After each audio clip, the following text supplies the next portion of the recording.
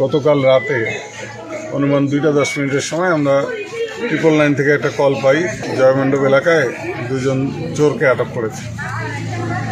এই সংবাদের ভিত্তিতে আমাদের থানার কিলো অফিসার সে এখানে আসে।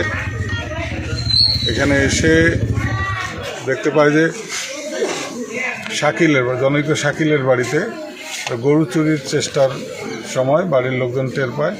আশেপাশের লোকজনকে ডাক দিলে তারা সেই চোরদেরকে ঘেরাও করে গণপিটুনি দেয়। তারা গুরুতর অসুস্থ অবস্থায় আমাদের পুলিশের সহায়তায় স্থানীয় লোকজন সহ প্রথমে সিংগাইর উপজেলা স্বাস্থ্য কমপ্লেক্সে তাদের প্রাথমিক চিকিৎসা দেওয়া হয়। পরবর্তীতে স্থানীয় লোকদের মাধ্যমে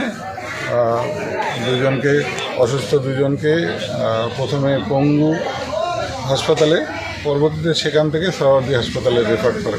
সোহরাওয়ার্দীতে গিয়ে আমরা পরে জানতে পারি যে সেখানে দুজনেই মৃত্যুবরণ করে। আমরা এলাকায় এসেছি, আমরা ইতিমধ্যে ভুক্তভোগীদের সঙ্গে কথা বলেছি এবং তারা পেশাদার চোর বলে আমরা জেনেছি।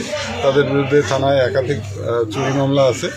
আপনারা জানেন যে আমরা বেশ কয়েকদিন ধরে চোরদের বিরুদ্ধে আমরা অভিযান পরিচালনা করতেছি।